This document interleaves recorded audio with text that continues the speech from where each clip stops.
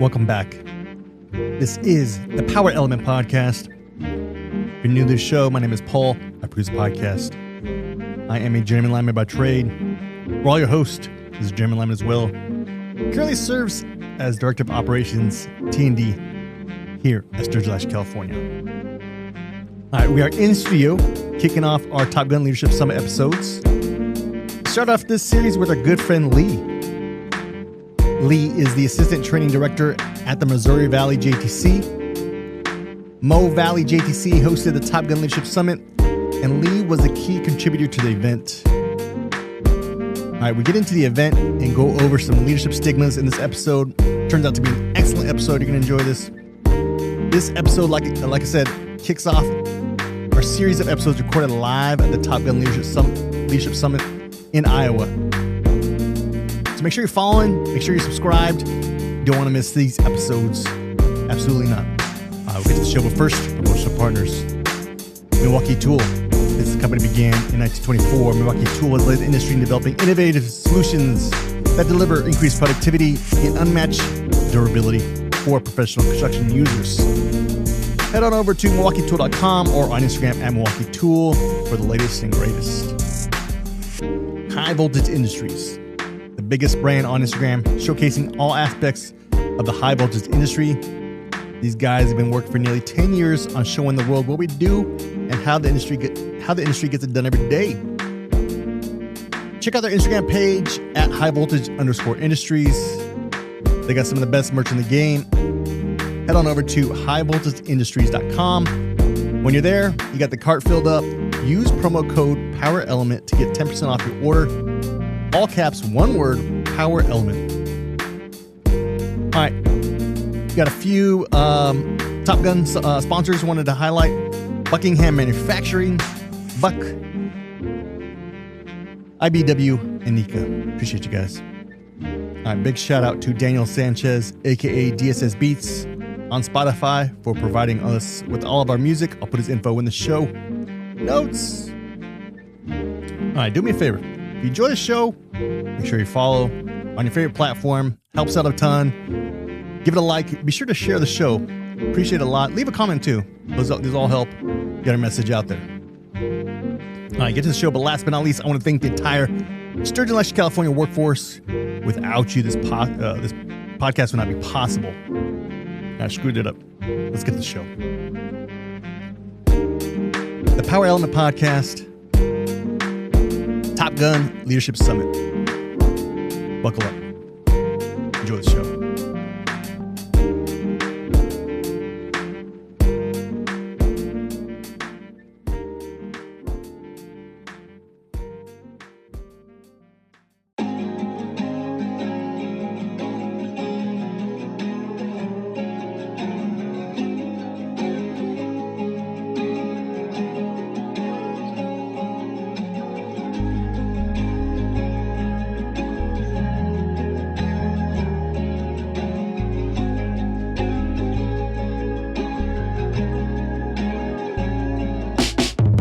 This is the Power Element Podcast.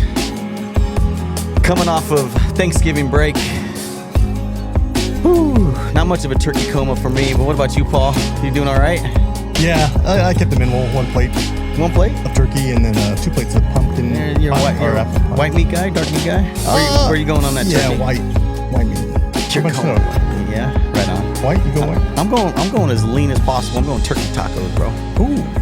Why does a ground turkey taste better than the sliced turkey? I can eat more ground turkey. I don't know, man. Ground turkey is my jam, though. That's like every day. That's just the go-to default meal prep. But then you can only have like 5-6 ounces. Like I only want one slice serving of white meat turkey. This is gonna get weird. I can only have one serving of sliced white turkey per the year. Like I'm fine, right? Is that weird? I don't know. We're not going there, Paul. This is the Power Element Podcast. We're not talking turkeys. I guess it's my fault that I brought it up. True. But way to take ownership. Now, welcome back from vacation, buddy. I'm very, very excited about our next guest. This next episode coming in all the way from where are you from again, man? Jesus. You're from the distance. You're from the God's country. I'm from the place. Yeah, exactly. Where nobody wants to live.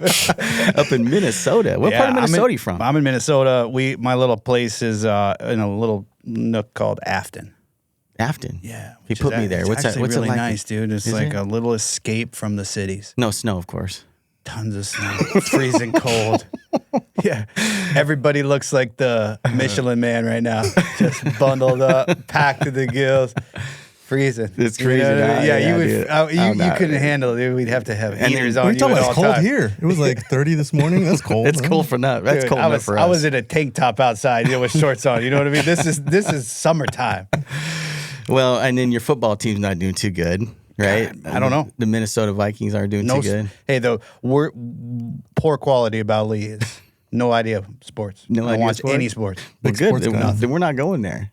But we are going to welcome Leigh Conducy with the Missouri Valley. You're the assistant training director, mobile training director. I am, yeah. And we just finished a huge event with you, the Top Gun Leadership event, Leadership Summit. And man, what an amazing event that was. Thank you. We had a great time. Appreciate the invite. We got a special invite, and I think this is the opening episode for a few of these we're gonna roll out, right, Paul? Oh, you'll open with this one? Whatever. You're the boss. You're producing this thing, but I was thinking we'd open with this one. We got a series coming up. You want to go? You talk about it. What do we got going on? All right, it sounds like we're going to open with this one. So, yeah, we're going to recap the Top Gun Leadership Summit. We'll let Leigh talk about it, but yeah, we got a few guest speakers that we were privy to. Have them come on the podcast, share the message, extend their message from the keynote. So I'm excited. Thanks, man. This is good. And so we had Leigh come out all the way from Minnesota to join us today to recap this super cool event you did, dude. I know it took a lot of people, a lot of your staff, a lot of vendors, partnership between IBEW and NECA. There was a lot. Western Line got involved, sponsored some of that. And, it's super cool to see everybody get together. But before we get into that, we want to know who you are. We're going to tailboard the episode a little bit here. We're going to start off with the opening quote to get us going, and we're kind of doing a little ad hoc, I guess, if you will, already. And we'll let it rip, and then we'll get to know you, Leigh, and kind of the event, and go from there. Sounds great. Cool with that? Yeah, I like that. Right on, brother. Ad hoc. Just read the quote. Interesting. I'm going to write that down real quick. All right, quote going from The Need to Lead, Dave Burke. Spoiler alert, we do have Dave coming on the podcast, release episode. Great stuff. That was a cool episode, man. All right, page 200, if you're following along. Once again, The Need to Lead, Dave Burke. Talking about change, you talk about change. I'm not reading the quote right now, but we're talking about change and leadership and culture in our industry, and I think this quote kind of hits that on the head. Here we go. Change is vital to the success of people, teams, organizations. A team's ability to be flexible and respond to a dynamic environment proves critical to success. Mr. Raul, talk about change and a company, organization success, even a team's. What's your thought on adapting to that change? So it's not easy. It's something that I think change is obviously good, but it's got to take some courage. Sometimes when you're leading that change, people look at you like you're freaking wacko. Right, like a simple thing might just be, even like at the crew level, right? We talk about changes. We have change of scope, right? Well, let's stop. There's a change of scope. I think you have to, for once, you have to identify it. That change is coming. You have to accept it. We've got to learn from it. And I think if you're not changing, you're not learning. If you're not learning, I think you're dying as a culture. Because as things get better, things progress, customer needs get more and more. The talent of our workforce needs to grow. I think it's going to take certain type of training and new changes. I think.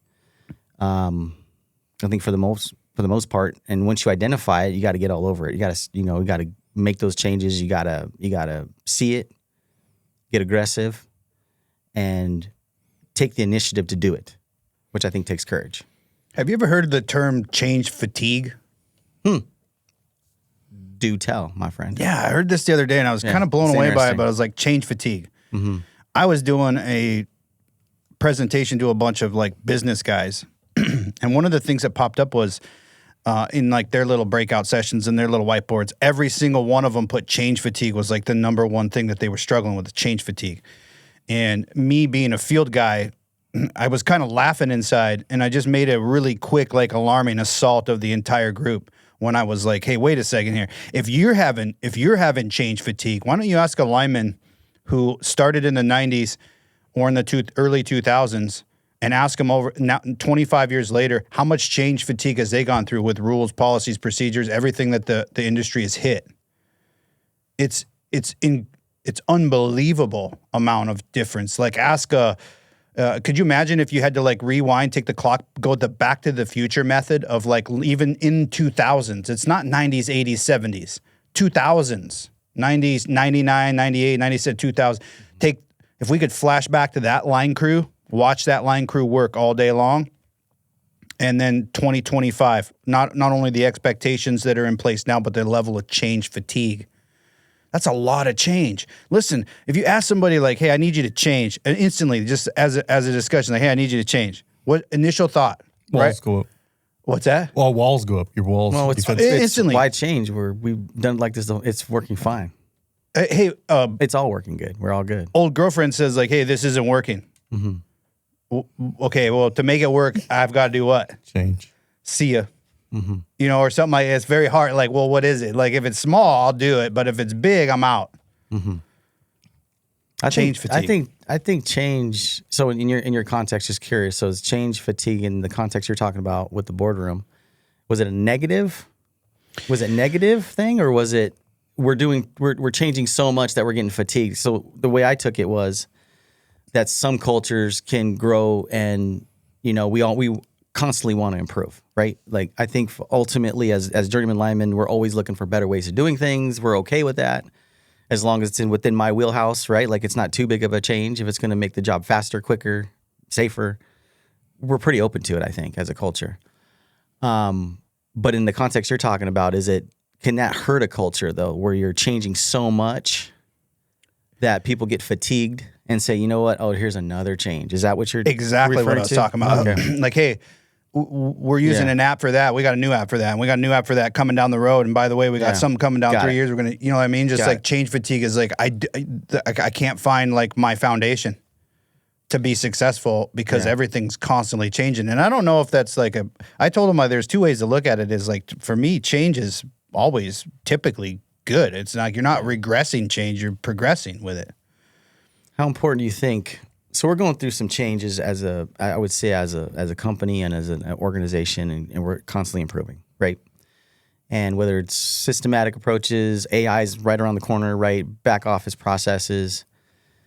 I listened to a podcast and change your ringtone. I know. Change it to vibrate. Rule number one. Rule number one: change that shit to vibrate. My apologies, guys. But where's I going with this? So I was listening to a podcast. And I was just sharing this story with my boss and, you know, talking about change and these changes that are coming, they're massive changes. They could flip an organization upside down. It's so quick, right? You're going from here to there and you want to get there faster. So I was in this podcast. It was with, and we're all extreme ownership students, Jamie Cochran, Leif Babin, and it's the Lead to Win podcast. And they're talking about iterative decision-making. And it even came out in the Top Gun Leadership Summit with Dave Burke too. It's talking about iterative decision making, and it's making those small decisions, right?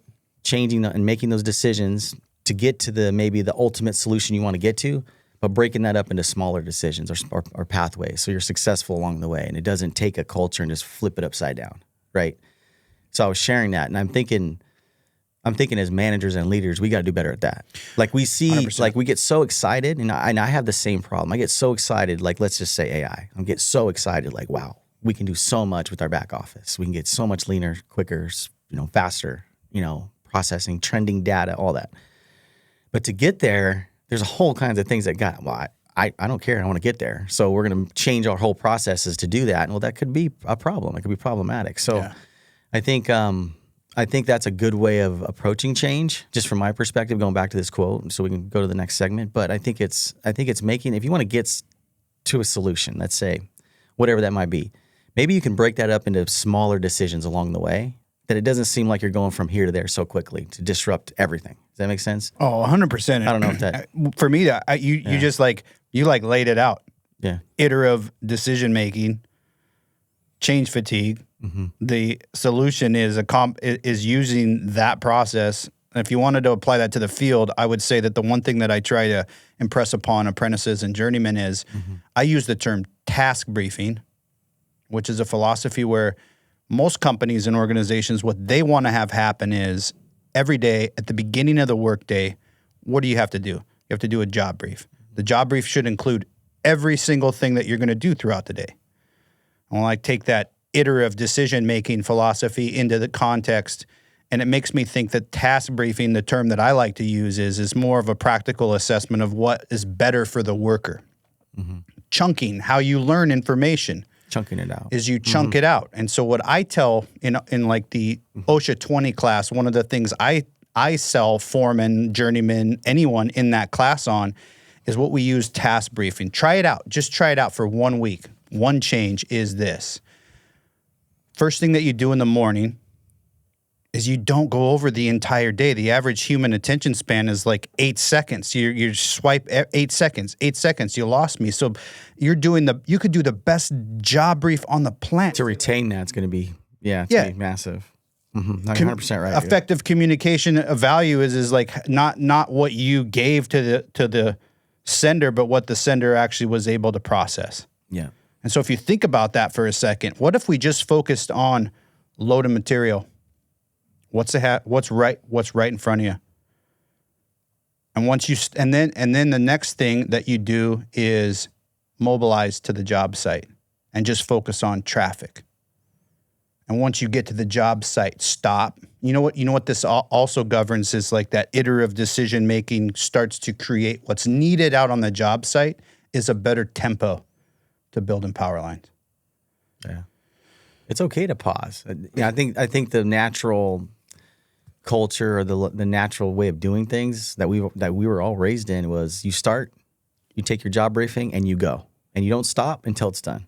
I mean, for me, it was even more than that. Yeah. It was actually if I ever see you stop moving, from the minute that you start, we got a problem. No, it's good, dude. I think the change, fatigue, iterative decision making. I think for one thing, it's going to expose leadership.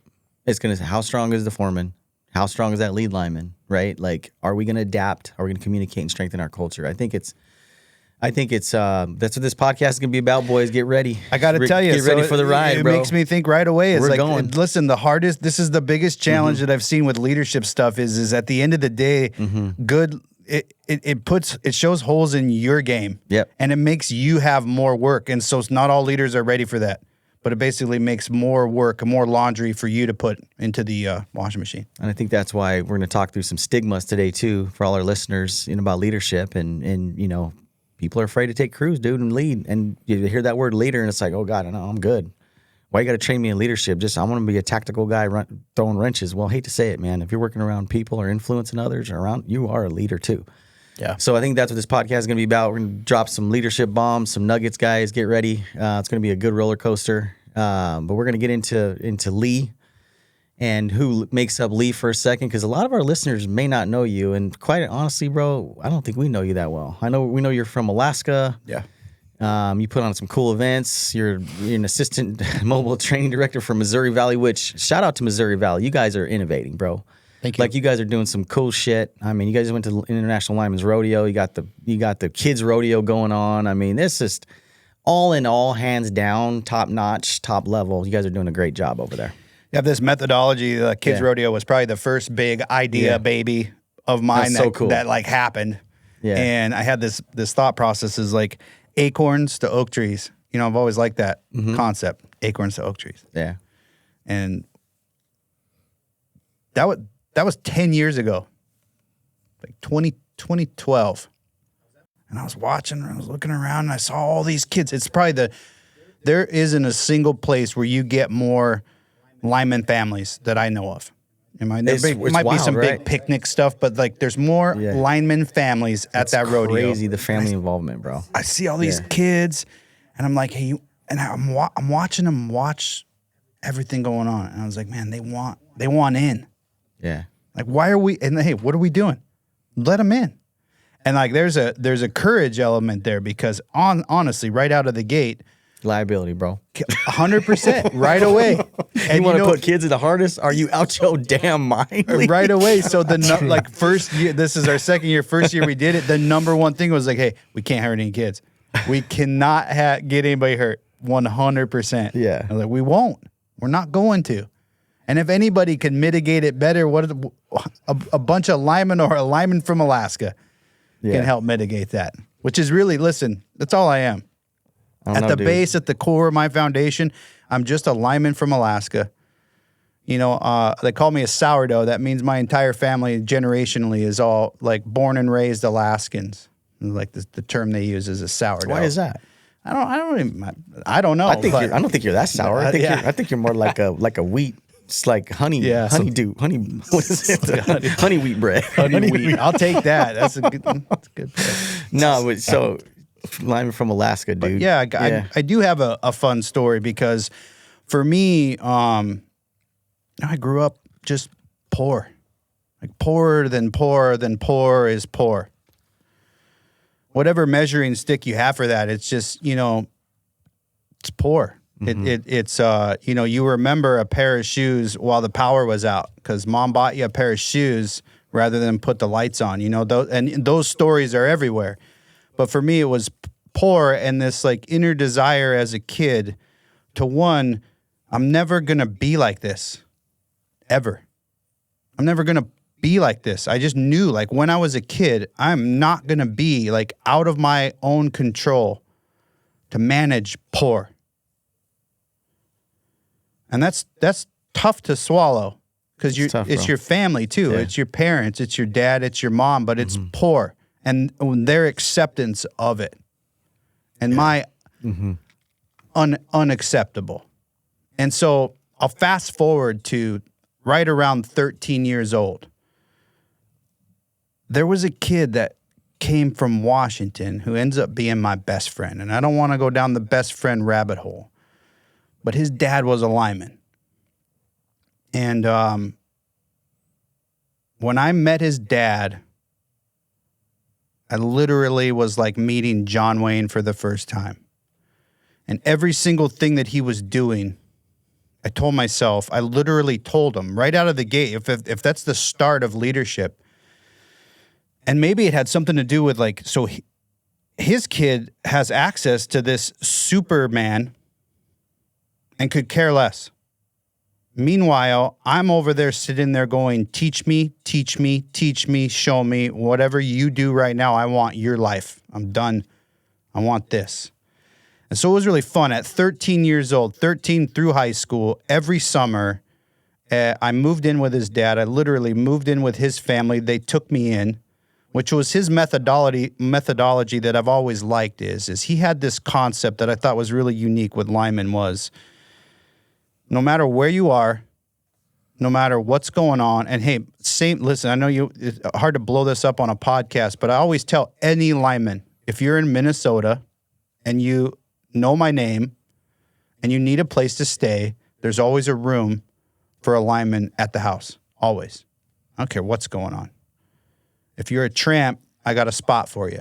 And he always held the door open for that. And so my life was pretty cool. I grew up 13, 14, 15 in the summers in our backyards of whether it was a townhouse or an apartment complex. I grew up, they had foreman trucks, but a lot of them took all the equipment home. So there was diggers. Some still do, bro. Dude. That shit ain't changed, bro. It's crazy. First coolest story was like, hey, the digger Derek was in the backyard and I was looking at it and I was like, hey, I got an idea. And this guy Chico was like, what's the idea? And I was like, that's got like a hook on it. You know what I mean? I'm thinking like that's like a big swing. And he's like, I like that idea. I like that a lot. So he put me in a harness that probably didn't fit right. Hooked me up. This is back. Hooked me up to it and was swinging me around on a digger derrick, just like a swing. Survive. So I grew up with linemen, and honestly, it's all I ever wanted. That's cool. That's all I ever wanted to be was a lineman, and it had more to do. It had less to do with the one thing that's the most important thing to all of us, which is money. It had to do with camaraderie, the brotherhood that they established with each other, the friendships that they had. I was thirsty for it. They had this thing where every single one of them, when they shook each other's hands, they would tell them, "See you on the right of way." And Charlie's dad and all the other linemen, when I would shake their hand, they would never say "see you on the right of way," and I had to earn that. When I topped out and got my ticket, the first handshake from Charlie's dad was literally, "I'll see you on the right of way," and it was one of the greatest days in my life. I'll see you on the right of way. Pretty cool. I'll see you on the right of way. He'd say that to every hand he walked up to. He'd have a great conversation with a normal non-lineman person and be like, "All right, dude, we'll see you later." It didn't feel the same. Then "I'll see you on the right of way," and clasped hands, shook hands. The caliber of worker, the strength that they embodied, the work ethic that they embraced, it was mesmerizing in every way. And also just the ideology that hey, own it. Take it and own it, and you can do it. Listen, my mentor, Bobby the Hellcat, Bobby the Hellcat Helms was a guy from Florida.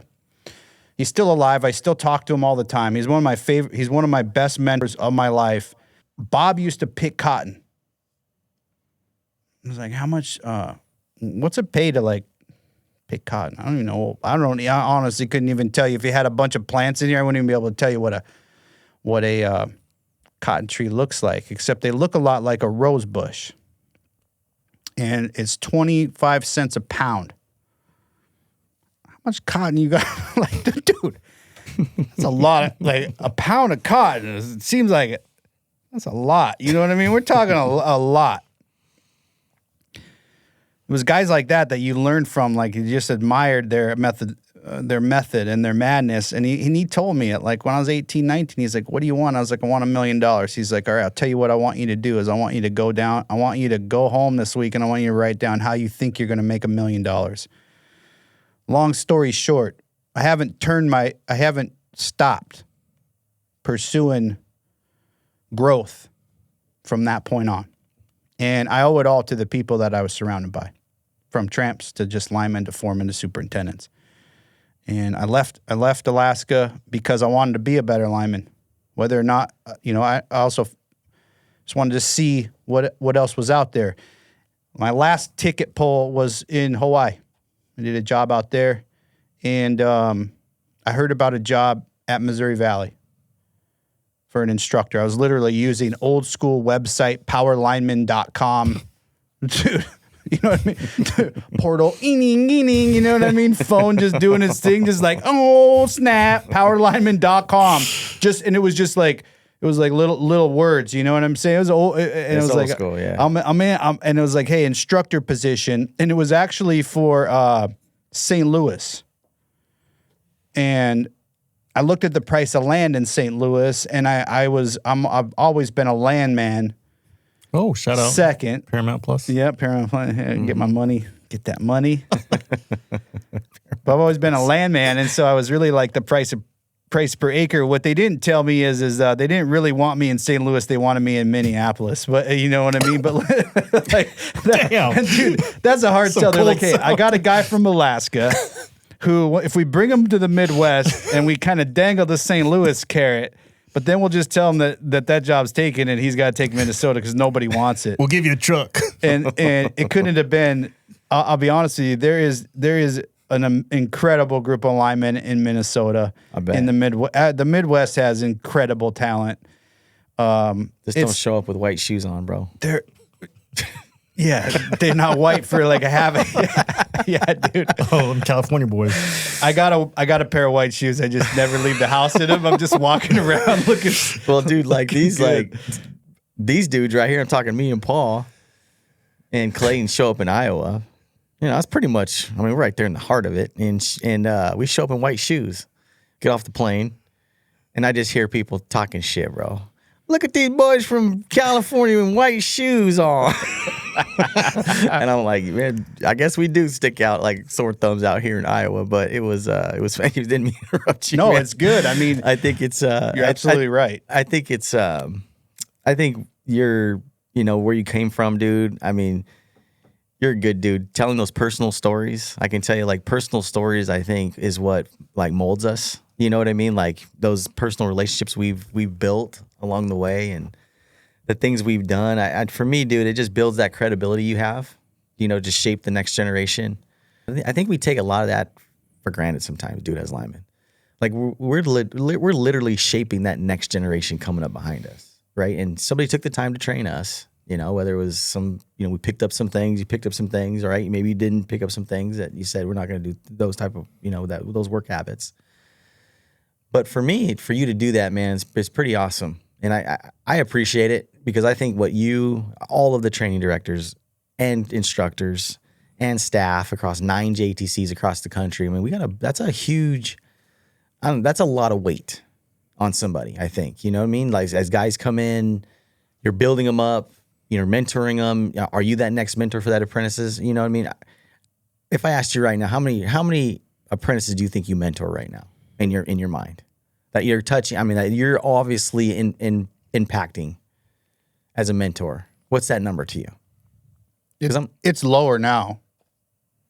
Because you're higher in your, but I mean, well, all I'm saying is that number is probably higher than most. But I think as you go through your career as lineman, you could pick out those guys that you know what, I mentored him. That's, a lot of people don't take that as prideful anymore. What do you think, Paul? I mean, it's a weight for one, right? You got to take some courage to do it. What do you think? I think it's a term we're getting used to a little bit more in the culture. And I don't know, like you mentioned, leadership was kind of like a taboo word, and you talk about mentorship. So I think just getting comfortable and getting people a little more, comfortable with those roles and what does that actually means. What's the expectation of being a mentor, being a leader? So I think more people need to step up, especially the older generation, to take on that role and pass along their values and their traits that are going to see us in the future, for sure. What is something that you learned, so we can kind of segue into your job that you're doing now? But I do want to know, you've got a lot of lessons, dude. I know you do. There's a lot of things you learned. You just went off right now on as far as what you learned and some key people you worked around. Which, for you to remember all that, it's pretty dope, dude. I think that's awesome, for one. But what is a leadership style that you learned in your early days that you think plays a pivotal role in what you're doing now? That's a great question. So leadership style that has carried over after all these years to an effective means of like leadership. The number one thing is learning to listen. And that's a big, it's funny is like, it's a pill to swallow. I want to say there's a lot of leaders like yourself that I think people follow people with good charisma, right? They just got that, I don't know, that energy, right? And they're like, I want to be around him. Back to your point, like when you probably teach that OSHA 20, and I'll tell you, like, guys, like OSHA 20, that safety leadership in action, you hear the OSHA 20 and it's already turn off, like lights go off.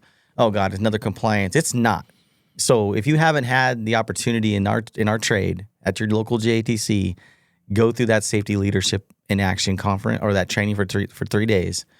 It's game changing. It's culture, discipline, accountability. It's everything we're going to talk about in this podcast too. And there's a lot of things you can learn from it. As a young leader, I think it's great, dude. It is, and I'll tell you why. It'll come into play. It's like, it's funny. It's like as you're listening to a podcast, it's going to come into play, and that relationship that really, it's funny, is started, maybe became the catalyst of what we're talking about, which is Top Gun.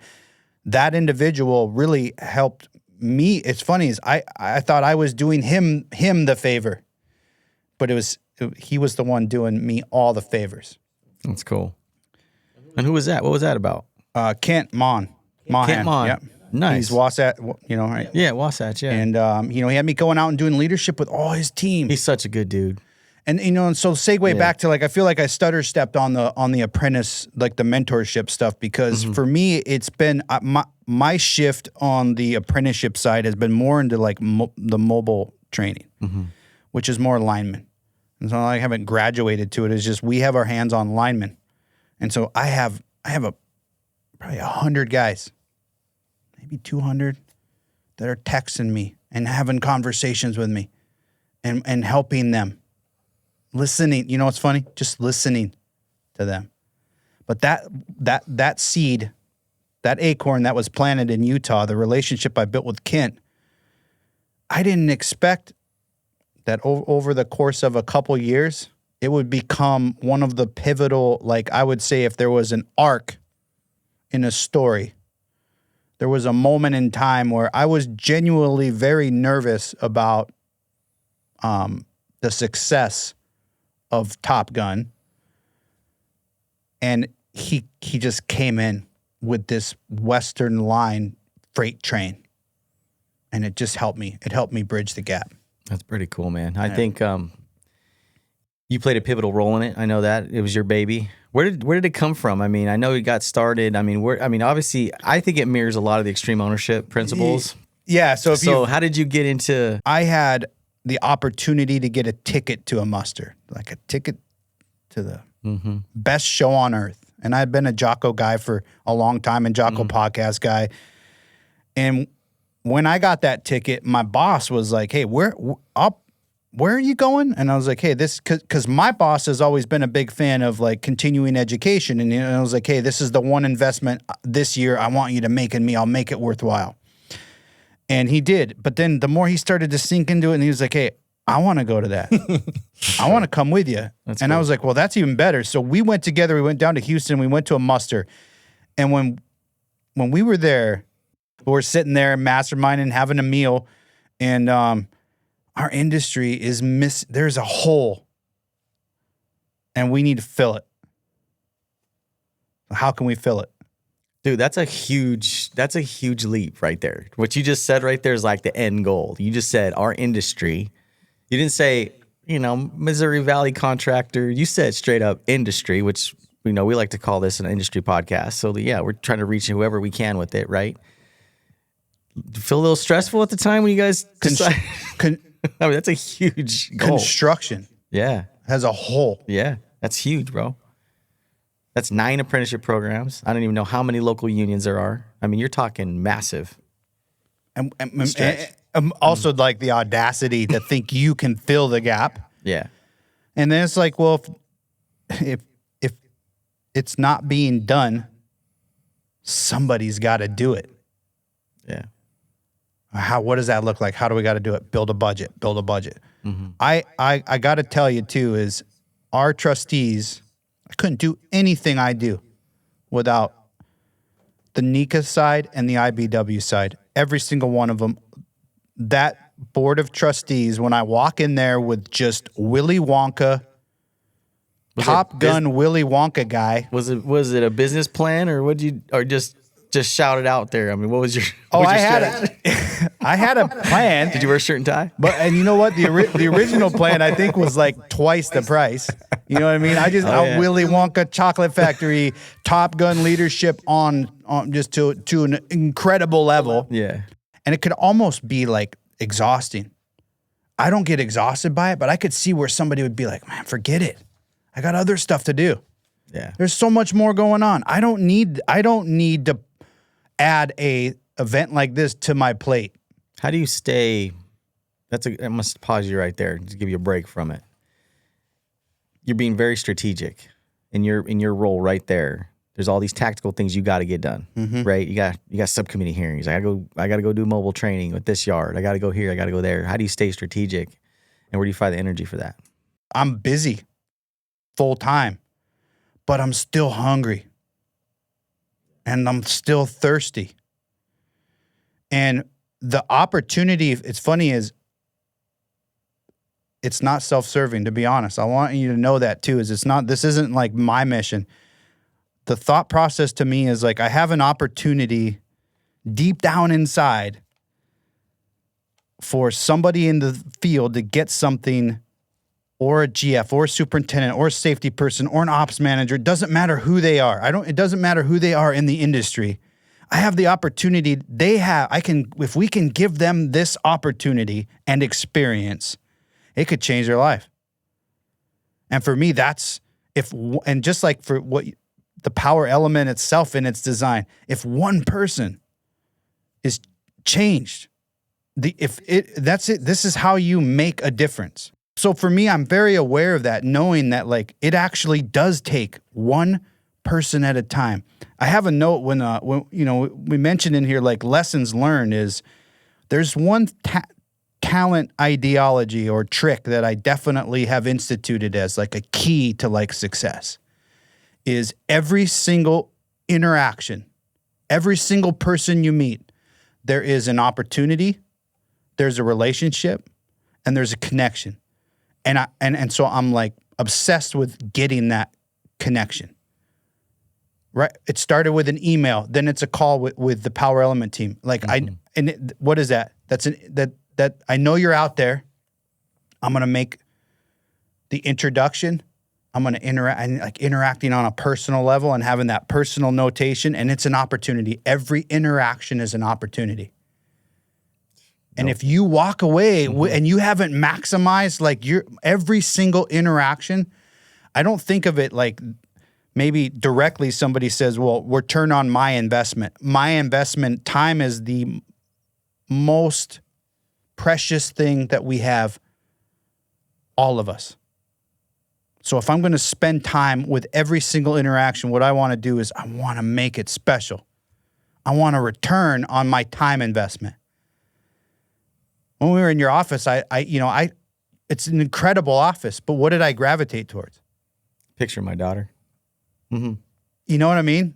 There's a lot of cool shit in there too. That was it. I could have went all crazy, but tweaked out on all you know what? But bullshit, it's also, it was genuine. That's not I want to make sure people is like, it's not a trick with me. It's genuine. That for me, biggest return on that investment is learning more about you and your family. Well, I think that's where this event was so special, bro. There was not one detail, just like you walking in my office, that was missed. And you obviously gravitated to the beautiful picture of my daughter, who was at times 6 years old.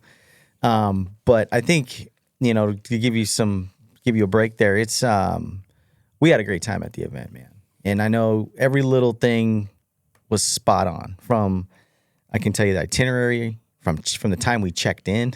And this next episode for our listeners, I mean, this series is going to talk through all what we did and everything. But, I just wanted to, I can see where the passion came from. I mean, guys, we were up at 5:30 in the morning, 6 o'clock in the morning. I mean, he had my ass laying on concrete, bro. Cold ass beach, concrete. Iowa beach. I mean, and let me say, that's like pretty awesome. The apron. We didn't know where the apron's at. Apron. That's one of like the 1,000 conversations I had before Top Gun even happened is like the one thing. Listen, one of the things that I heard a vice president of operations tell me is how do you not turn an entire group like this into a party? I don't want to send them to a party. And I was like, it's not a party. This is a leadership. Yeah. This is actually, you know what? They'll want to get back to the job site. I think the whole thing for me was well put together, but it wasn't all just business though. You also were very strategic. You built relationships. You had time to mingle. We had a reception right when we got there. You had fun. You built relationships. We also broke out into teams. We broke out into very strategic teams. Breakout sessions, so it wasn't like you're sitting in the conference the whole time. So for me, like, congrats, bro. Successful. I'm hoping our listeners get a good listen on this whole series, because I think there's a lot of good nuggets. We got some good listeners coming up. Some good listens we got? We got Jason Gardner. I mean, the guest list is crazy. Dave Burke, Echelon Front. Justin Wren. I mean, and for you to have us as part of that, we're honored. Walking past your booth, there's just like this little, like snippet there. Yeah, I want in on their operation. I'm gonna figure out a way to interact and utilize what I know is going to be incredibly successful. Your podcast is incredible. Your people that you have on here is amazing. I really enjoy that it is craft people doing it, and I'll tell you, one of the pushes with Top Gun was like, what if we got a big enough group of people together, we could afford the heavy hitters. and we brought heavy hitters. Oh yeah. Because you couldn't. I don't think you would have been as successful if you just left that kind of mediocre, right? I don't think so. Or just one guy. Yeah, no, one guy. You had 3 guys. I want to hit you. And that was, it's funny you say that, is like my objective with Top Gun was to keep you moving, or at least like your eyes moving. I heard this thing, there was an instructor one time that told me that there's this concept where is back in the day before streaming, like you have to have commercials. Every 6 minutes, if you don't have a commercial, you're going to change the channel because the way your mind has to break up. So for me, I wanted to keep you in. When I say me, I mean we. You flip that M around because it's Tiffany and it's Claire and it's the people that are really helping me like fine tune all my like wild Willy Wonka ideas. It's very helpful. I couldn't do that without them. No way. This engine doesn't run without Tiffany. But for Top Gun to run, it was like I wanted you to feel like you were not you couldn't stop. And you were always in motion. And it's why the breakouts are 60 minutes and not 90 minutes. You know, like you're not like, oh, I didn't get enough of that one. Yeah, you got to go to the next one. You know, and like pushing people in those constant directions. Like that fervorance, you know, that energy of just like keeping people in motion. Hey, Raul's still mad at me for pulling him out of a breakout. So okay. Yeah, we had to do. I mean, I missed all starters. Shout out to starters. But even you had the early morning, not breakout sessions. We had the wanderlust test. You had the the knot tying. I mean, it was well put together, dude. Like all in all, had a great time. How'd you score on that test? I put my name on it. It was terrible, bro. It was terrible. I can find out. I should have brought that score with me, dude. Bro. I'll tell you, it was low. Just saying, lowest score. It was lowest. Yeah. Probably lowest. It was really bad. I didn't want to bring it because I didn't want to sell a guy out. Dude, I would tell you, low, bro. It was hard. It was dude. It was shit ass hard. Hey, that one got you, huh? That one got me, bro. That one got you. Well, I guess the black belt move, if you will, the strategy was to like go, I don't know, from 16, start at 16 because those were like I was stuck in like the first 10 questions, bro. But I know the whole thing was put together. I don't want to go back to my missteps and being vulnerable with you guys, but yeah, I bombed that test. But I crushed the knots though. I had the butterfly knot and I crushed that one. So I wanted. Yeah. So there's an element of that that like, let's say if Top Gun happens again, there's one thing like I missed on. I got lots of notes, but the one thing that I really wanted to have is I want the team leader to like show them as many elements of leadership as they possibly can. And so, you know, if we run this again next year, what you'll see is we're going to call it the pre-flight. And you're going to walk in like objective room, you know, and like a war room with like ready print, opening up your stuff like, hey, this is our objective. This is our plan. Here's and it'll help out a lot with comm because people can ask all those little questions and they're like, hey, where do I go over here? What do I do here? And okay, these are the team challenges. But what I wanted people to see was the leader come out in those leaders. Yeah, well, and, you would identify your tendencies too. Yeah, because sometimes you'll get guys that just kind of shy away. You get guys that jump right in. Right. Because what you get is you get a kind of a insight of what the culture is. Because what we may think it is not always what it is. You know what I mean? The culture may think that our biggest problem is communication, but we think it's the leadership not communicating, but or the way you're effectively communicating, right? So I guess there's a whole thing with the OBA that's awesome. The Echelon Front does. I don't know. Do you want to add anything else? I want to get into these stigmas. Like I said, this episode, I don't know, so maybe some key takeaways. We can go through some key takeaways from the event, from Top Gun. I think my biggest key takeaway, outside of just sheer, I think, awesome, like put together in every detail. Like I mentioned, I think that Dave Burke was probably awesome for me. The biggest takeaway from him always is, you know, the debriefing and the ability to debrief is a culture. I think it's something we got to improve on. I think we got to get better in it. But debriefing and embedding that in your culture and always getting better is huge. What do you got for key takeaway, Paul? You got something? Yeah, absolutely. You know, top to bottom, great keynotes. Tons of notes I took in the notepad. But for me, my biggest takeaway was we're all in different levels of our leadership journey. Regardless of how many times I'm on the academy or listening to the Jocko podcast or engaging with my journey, and I love it. It's naturally part of who I want to be, and I like working at it. But it doesn't mean we can't help someone, bring them along and share that light and help them out too. I think we take it for granted that, just speaking for Raul, that him and I are equally aligned and passionate about it. And bring a guy like Leigh passionate about it, we can talk about it for hours, but not everyone feels that way. So we need to learn how to connect and do a better job at engaging, bringing everyone. Awesome, bro. Thank you. And yeah, a good time. And then anything to summarize or finalize this? We're going to kind of transition to the next segment here, but what do you want to say? We're just finishing up on Top Gun here. Yeah, I got one thing, and I think it's important and I think it's the one thing is like for some of us, leadership, it's a quest. It's a lifelong pursuit. I think the one takeaway from Top Gun that I liked, or I was trying to impress upon people in the room, wherever you are, whoever you are, every single person in this industry is a leader in some capacity. Knowing that, it doesn't matter who's at Top Gun, they can be affected from that experience. The ultimate objective of an event like that is for every single individual to have a light bulb moment. You told me yours was Dave Burke. You had a light bulb moment. You have to have a lot of different people thrown into it was Matt Hasby for somebody else. Mm-hmm. It was Mike Starner for somebody else. It was Greg Card. It was the mentalist, psycho, crazy man. You know what I mean? But it wasn't the event. It was what he said. It was something that he said. Yeah. It was something that he said. And it's funny is at a conference like that, I have learned that there will be a light bulb moment for every single one in the room. And at different varying times, Justin Wren for people was a light bulb moment. Number one, I was kind of blown away.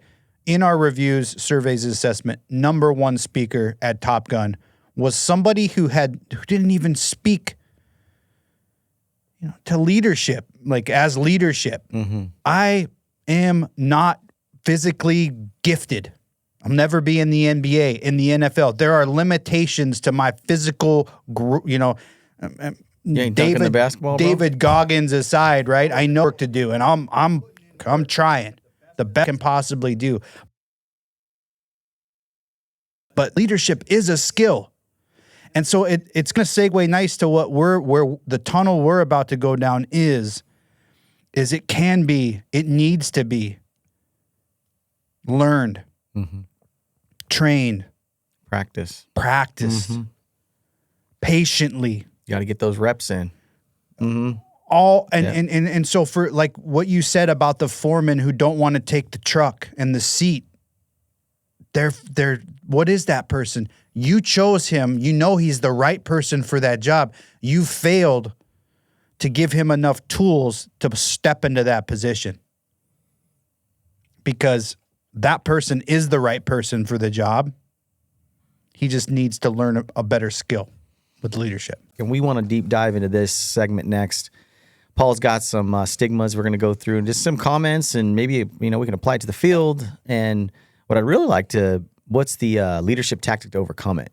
That's kind of mainly our goal in this, is so that if you have this stigma, let's hear some good key points. And we're not the experts, but we do have some, we have some wits around us. We're leadership students with Extreme Ownership for a while now, and we've got some nuggets, and hopefully you guys can learn something from it. So Paul, take it away, baby. Yeah, cool. Thanks, Raul. Once again, leadership stigmas. These are hopefully things if you've heard or you've thought, maybe haven't addressed them. So hopefully they'll relate to you. How this will go, I'll give the stigma, quick sentence. We'll let Leigh and Raul kind of tackle it. We'll go from there. So first one, those who naturally lead don't need structured programs, whether it be conferences, books, workbooks. Raul, what you got? Natural leaders don't need training. Okay. Or structured programs, everyone. Or structured programs. Yeah. So I think, and is very confident, he's ultimately seen as the lead lineman or the leader. And I'll just say it like that. But that's not always the case. I don't think that's always the case. I think the guy that may be silent is also feedback. Silence might be, he may be taking it in and have a better plan. I've worked around a lot of linemen, dude, a lot of good foremen, a lot of guys. And the guys that have had the most charisma and the most confident, yeah, good linemen, could be the best, always the best too. But then there's always that one guy that doesn't say much, doesn't have much confidence, but man, he's got the cleanest trucks. He's got the most efficient crew. His guys respect him because maybe the way he leads. And everybody has different ways of leading. I think that's another thing. So for me, it's, natural leaders don't need training. I think you're going to need training, unfortunately. Like, you're going to need practice. But I think you build off what you're good at. I mean, if you're good at it and you have that charisma and you can tell stories just like my man here, tell great stories. Like, if you have those certain tactics, you might be friendly. Some guys say, Raul, you're super friendly, you're super humble, and you're super real. I build off of that with everybody. Like, I can look at somebody and talk to somebody, and I build off that as a leader. So I think you take your normal abilities, what you can do, you build off that, and you turn them into skills and practice leadership. That's kind of my thing, my spin on that. Lee, what you got? So I changed the sentence to those who naturally lead get by without structured programs. When I look at power utility delivery organizations in the business, it's like walking down a cereal box aisle. I've got all the companies out there. I see everybody. Who do I pick? Who do I go to? Who's the people worth having out on your right away? And when you can, interestingly enough, if you took a structured program, apprenticeship is a great example, a structured apprenticeship program, or a roadmap to success. If you had great question. If you had a roadmap to success, so if you had one version was, we just make our own superintendents as they come and see fit. We just naturally get by with what we have. And then you took the same individual. We don't have that kind of like hyper reality or ability to do that, but you took that same individual and you put them through a structure. That's the thing about a structured program is it's not giving the keys to the foreman anymore and just saying, hey, I need a foreman. It's you have the capacity to be a really good foreman. And I'm thinking that that's going to happen in about a year. And let me get you everything that you need, or 6 months or 4 months, whatever your program dictates or can afford. 2 months. Let me give you everything you need. I'm going to put you with these people who show you how to do everything. I'm going to give you all the skills that you need. You don't like paperwork? Let me show you somebody who's great at paperwork. And that person, 6 months later, it's not about being ready or wanting it. They embrace it. Structure program every time. Yeah. That's almost like saying, what's the term, Paul? Like, have you ever heard the term when they say, like, I always get it wrong. My daughter's a gymnast, and she always says, like, talent beats preparation. What is that? Well, talent? It's hard work beats talent every time. Every time talent stops working. Yeah, every time talent stops working. Yeah. You want somebody that's going to be grinded out, being rigorous. You'd rather have that mindset because you can train talent, ultimately. You can train talent, but when talent stops working, then what? What do you default to? If a natural leader doesn't have a structured program, he's only going to be as effective and as capable as he can, what's in his capacity. Mm-hmm. All right, pushing right along. Next one.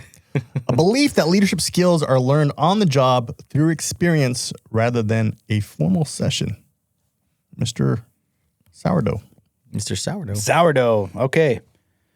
A belief that leadership skills are learned on the job is 100% accurate.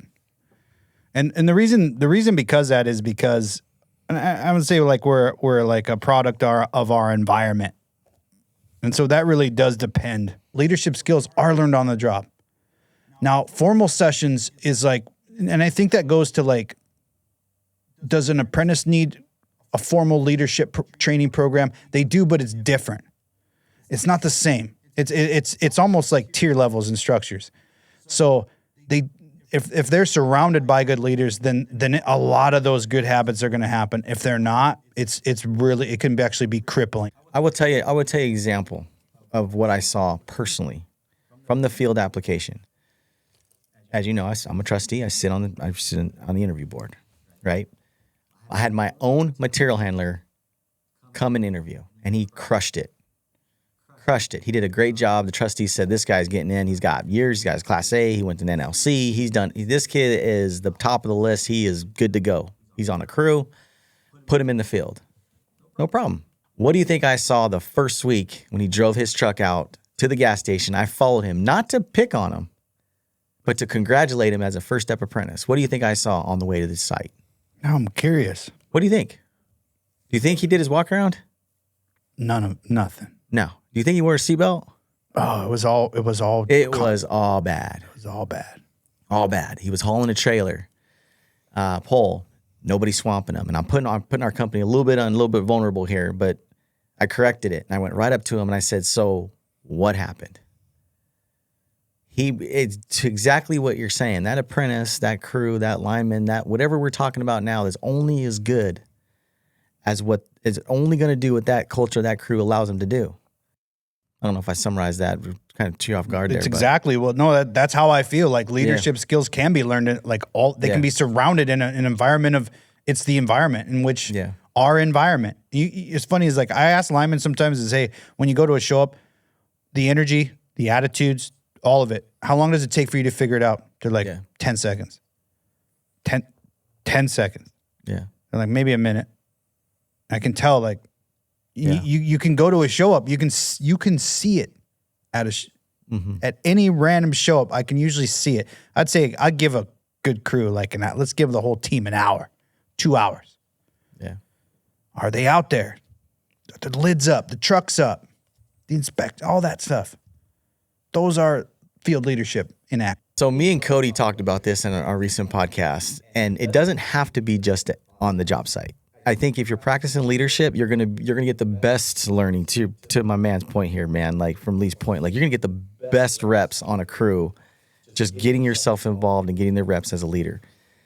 But try it at home. If you can do it at home pretty well, detaching from the conversation you might be having with your wife or your kids upsetting you, you can detach from that and look at that 30,000 viewpoint and have a different view at home.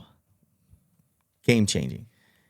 Understanding how important it is to build relationships with maybe a family member or a neighbor, like understanding those key fundamental tactics and learning that at home is a skill, just like on a job site. So when you get to a job site, you're kind of already used to those emotions that you're feeling, those red flags, those tendencies. Like for me, it's exactly my black belt move. I try all the time. Like you said, I got a 16-year-old dude who's boys, driving, like phones, school, golf. Like those are not major problems to have, but they all take leadership to guide her in the way that I feel that I need to raise her. So try it at home.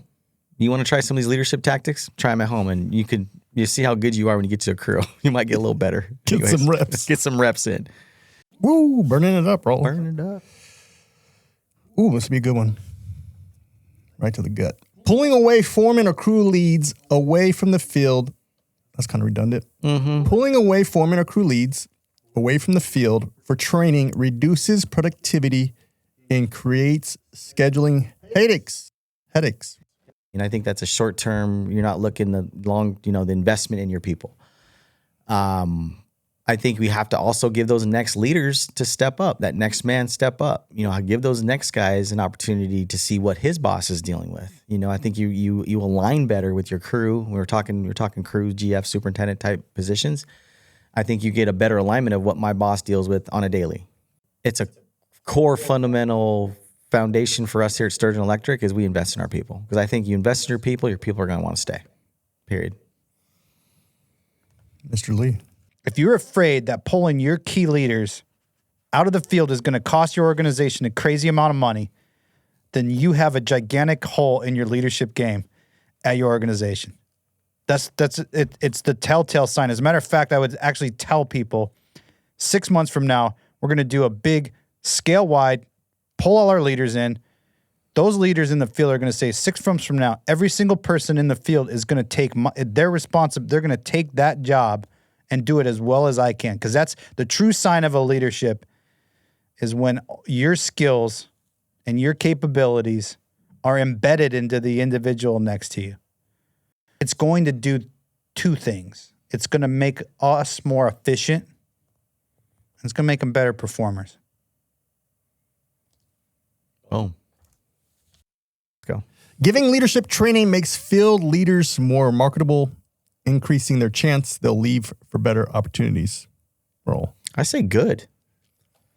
Say good to that, because as an industry outside construction, we're building leaders, but at the end of the day, we're building the industry. So that's a good point. There are companies like ours that we invest a lot in our people, and unfortunately in the contract world, outside line construction, it's feast or famine. It's not, the contracts are better now that we can sustain a trainable workforce, and it's very, very consistent. I don't think that's a bad thing. I really don't. I think as long if we're all doing the same thing, and there's a lot of innovative technology now. We got Safety Wallet, Western Lines sponsored Safety Wallet. All that training goes in there. No matter who does it, we can all see the training. So I think globally we get our JATCs together, industry wide, and I'm going out there obviously on a limb. But I think if we're all saying the same thing about leadership, effective leadership, and doing it all the same way, I don't think you can't get away from it. You know what I mean? I think we're just going to better the industry for it overall.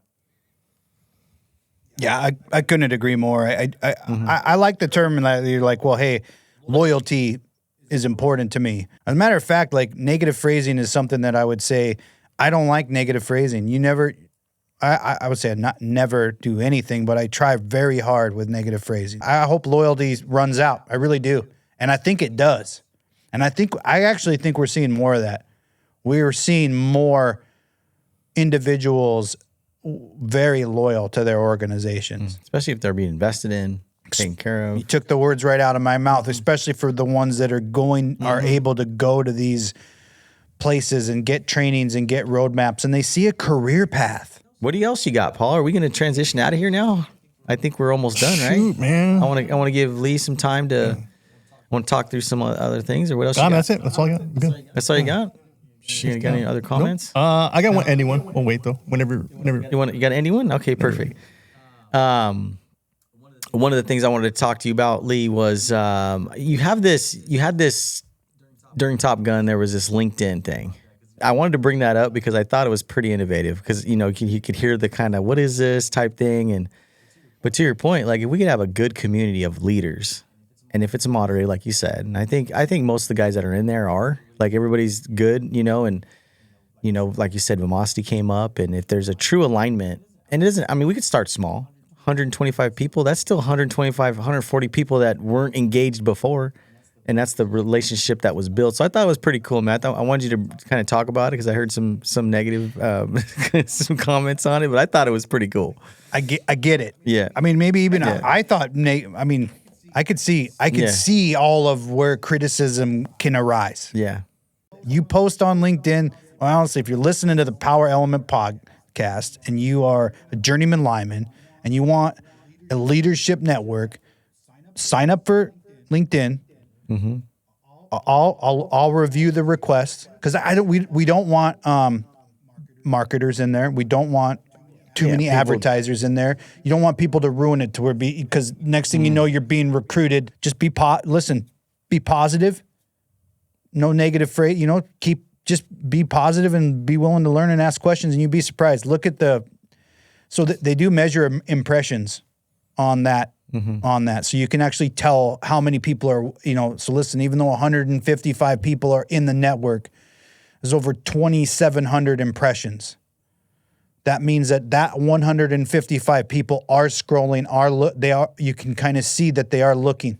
Mm-hmm. The only thing I don't want is a picture of a lineman doing, just going for the cheap trick. Yeah. Doing something unsafe. And boasting about it. No. Or the AI apprentice, giant, huge, 800-pound climbing lineman AI. There's a place for that, but it's not this place for that. Yeah, ground rules have been set. We got to get this thing kind of closed out a little bit, man. But I do want to give you an opportunity. It's been fun. You have fun? I love it, dude. Got you all the way out here. I could do this all day. This is fun. I love it. You guys. I got to tell you, like, you've really made me feel special, which is fantastic. So I can't thank you both enough. I can't wait to do this again. I hope we get an opportunity to do Top Gun again. And the good news is like that was the first time I ever did something. Just give me a second chance at it, and you'll see even better. Yeah. We're gonna get out of here. No, Top Gun was an amazing event, guys. We're going to thank our promotional partners. I know he mentioned, Mr. Lee here mentioned Buckingham. Thank you, Buckingham, for what you did for us over there at the Top Gun. I got to thank Milwaukee Tool. Check out Sarno, man. That's an awesome podcast. Mike DeMoit, what you guys do over at Milwaukee Tool is phenomenal. Setting the bar for culture for sure. Look out for that new hard hat too, right? A new helmet type 2. Keeping our linemen safe and keeping it on. We got the Klein Tools and the crew of the month helping us always. High Voltage Industries, man, got some killer swag out. All these new button-ups that coming out, dude. Can't not thank the entire Sturgeon Electric workforce. Without you, this podcast is not possible. Stay cut in, be fit for duty, be your brother's keeper, and hey, hold the line. Thank you.